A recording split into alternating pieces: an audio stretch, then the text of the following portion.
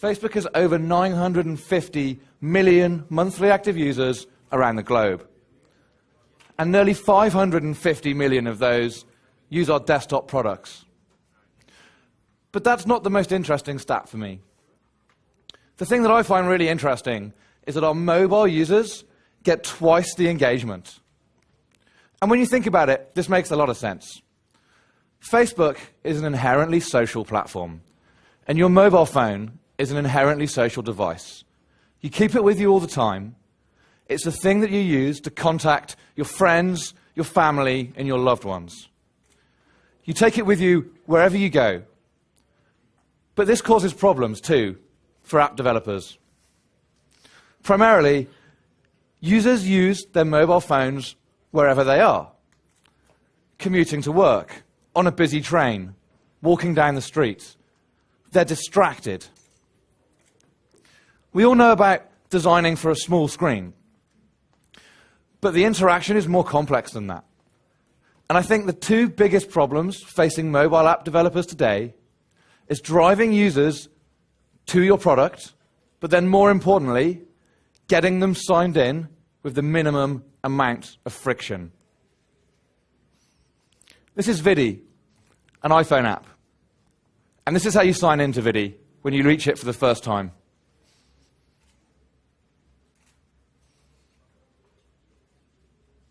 Two clicks, 5 seconds, and you've got a personalized experience pretty much immediately. And that is amazing. You can do that when you're being knocked about, when you're not paying attention, and when you can't focus on the task at hand. Try typing your email address into one of those tiny little keyboards. It just doesn't compare. Similarly, this is the Quora app on Android. Again, 2 clicks, 5 or 6 seconds, and the user is signed in and getting a personalized experience. Yeah, maybe 10 seconds.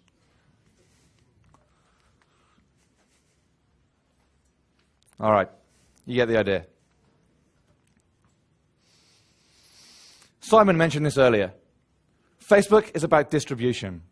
And in the last 30 days, we drove 150 million installs from the native app stores, from Google Play and Apple's App Store. This growth is real. It's awesome. And I want to show you today how to bring that to your apps. Okay, so we're going to focus on 3 things. How you build it, the APIs that you need, how to get the maximum distribution from Facebook's products. We have the most downloaded app on both iOS and Android, so we have a lot of eyeballs using our app, and we can drive users to your app from us. And then finally, we'll touch on promotion.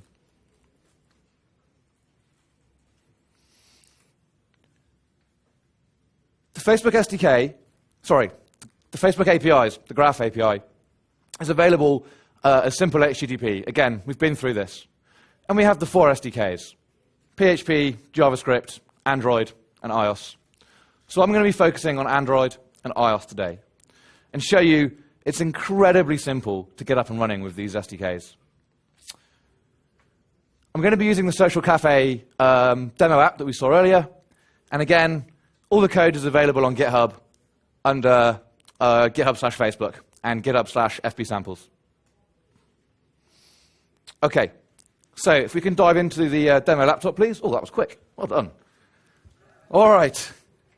Quicker than me. So I'll start with just a quick demo of what the app looks like. Just to show you that it's all real. So we start off opening the app. The first part is to log in with Facebook. So we perform an app switch into the Facebook app. And then because I've already authed the app, there's no permissions dialog. I'm straight in. And as you can see, the app has pulled my profile picture and my username, and I've got a personalized experience. Very similar for Android. If my emulator will wake up. All right. So we log in with Facebook. We perform an app switch, do the authentication, and then we're straight back into the app with my information, personalizing the experience. So let's look at the code. Starting with Android now, the Android SDK requires... Oh, where am I? Lost it already. Okay, here we go. Had the wrong line highlighted. Requires two objects to be instantiated. Firstly, a Facebook object, which you pass the app ID into, and then secondly, this async runner. And the async runner allows us to handle all the transport of the HTTP requests without blocking your UI thread. So in our main app class, we simply create one of those objects, and then to actually perform the login, it's a single line of code. We call the authorize method on our Facebook object, and then we pass in a login dialog listener, which is a callback function, and when the app switches back from Facebook into your application, we can save the state for future reference. So that's it. Authentication. One line of code.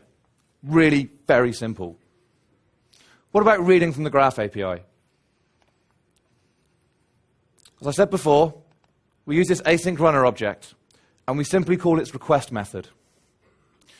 We request the me endpoint, which, as we saw earlier, gets the data about the currently logged in user, and then we pass it another callback type. And this time, we pass the JSON, and we can cache the data directly in our application, so we don't have to do this again and again. And that's it. 2 lines of code.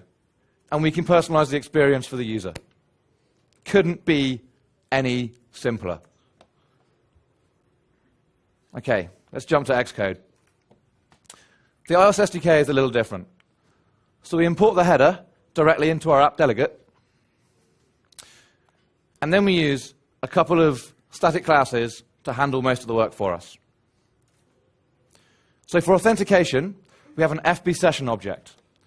And we call the static method openActiveSession with read permissions and other stuff. There's a Boolean for allowing a login UI, so you can re-log in a user without showing them any kind of UI if you've already had your permissions accepted. Or you can show them a UI bundle that we put in. And again, we use a block to act as a callback, and you can save the state so it's cached in the application. 1 line of code, 1 method. How about reading from the graph? So to read, we have an FB request connection class. And again, we call a static method. And this time we have a shortcut specifically for calling the /me endpoint. And that's start for me with completion handler. Now with the iOS SDK, we have a number of predefined objects for some of the most popular objects you can get back from the graph. So we have this FB graph user type. We don't have to do any parsing here at all of the JSON. It immediately comes back to us, and we can just call user.id and user.picture somewhere. I can't see it now. Again, we cache those in the app, and we've got a personalized experience in just a couple of lines of code. Okay, what about writing to the graph? So in my app, I can click on a drink that I want to order, put in something, just to prove it's actually live. And then when I click the order button, we'll post that back to Facebook and make the order. You may have noticed there, we did another app switch. So to start with, I only requested read permissions directly in this access token. When you request post permissions, we do another app switch, we get a new token in exactly the same way as we saw with the Graph Explorer earlier. Really simple, really easy. Let's look at the code for that. So in Android, again, we use our async runner, and we make a request. Oops, too far. And again, as we saw before in Stefan's presentation, we call the app namespace, so Social Cafe, with an order action on the me endpoint. And this time, we just pass in that we want this to be a post request. Sharing back to Facebook, 1 line of code, really simple. I'm going to keep saying that. It's really simple. iOS. Where did you come from? So we use our FB request connection again. Nope, wrong tab, sorry. Use our FB request connection, but this time we call start for post with graph path. Exactly the same call, and again, we use a block as a callback, to handle getting the UID and making sure that everything worked correctly. A couple of lines of code, sharing to Facebook. It's really simple. OK, let's just check that worked. In fact, I'll prove it works on Android as well while we're at it.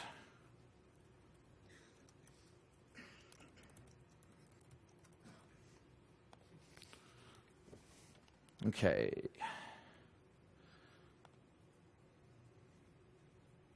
So here we have my activity log. Just give it a quick refresh.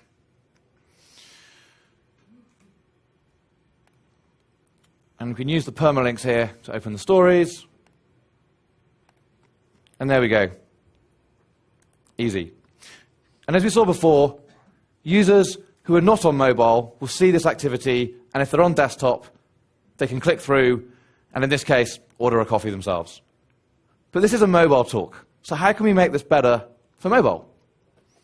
OK, so that's where I want to talk about distribution.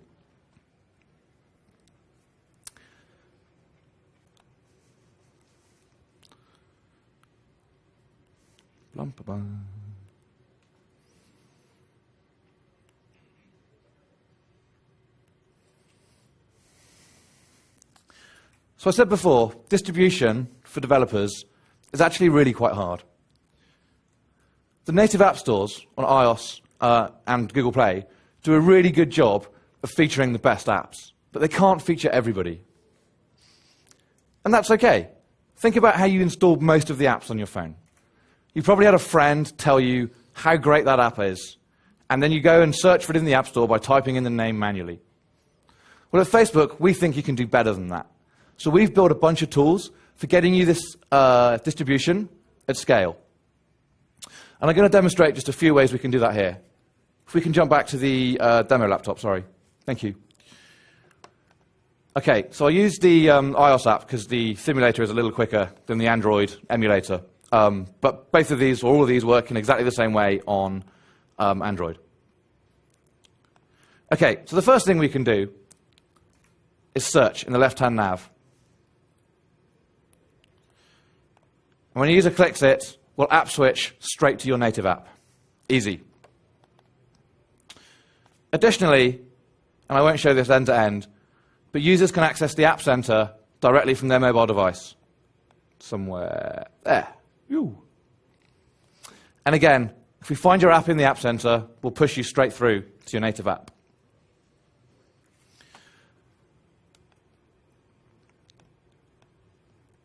Additionally, where have I gone? For users who are engaged with your app a lot, we automatically put a bookmark in the left-hand nav to allow re-engagement. Here we go. And again, click on the bookmark. It's there automatically. Users can re-find your app, and we'll push them straight through to your app. So this is really important for re-engagement of existing users. But none of these things really help with finding new users. And this is where timeline and the newsfeed come into their own. So when a user uses your application, as we saw before, when you publish that data back to Facebook, what you get in return is your data on the timeline of the user and in the newsfeed of the friends of the user. So these are people who may not have used your app before. Oops. So if we take a look here at my timeline,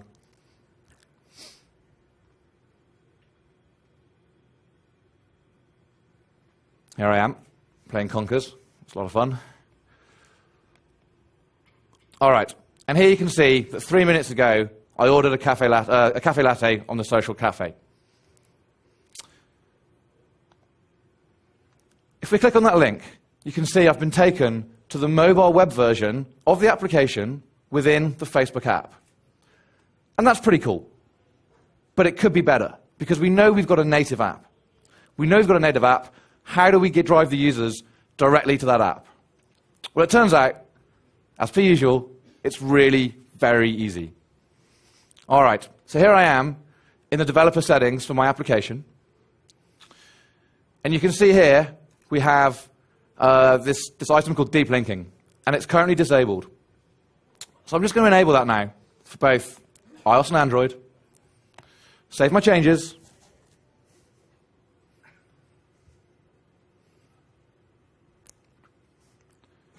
and then head back to Facebook. I need to reload my page.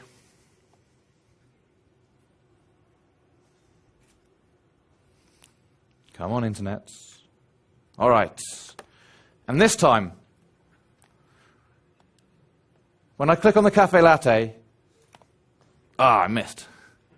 When I click on the cafe latte, not only am I taken to the mobile app, but you'll notice I'm taken directly to the page that I bought, or that the action was about. So if you were SoundCloud, for example, your friend has just listened to a song on SoundCloud on his desktop, or his OS X app. You've seen that on his timeline, you've clicked on the link, and you're taken immediately to their SoundCloud native app, where the sound will start playing immediately. This is a really powerful way to get distribution for free. So how did that happen?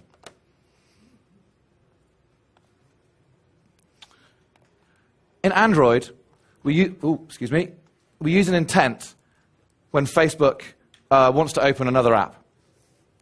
And we simply pass in the data for that intent the URL of the object that the user clicked on.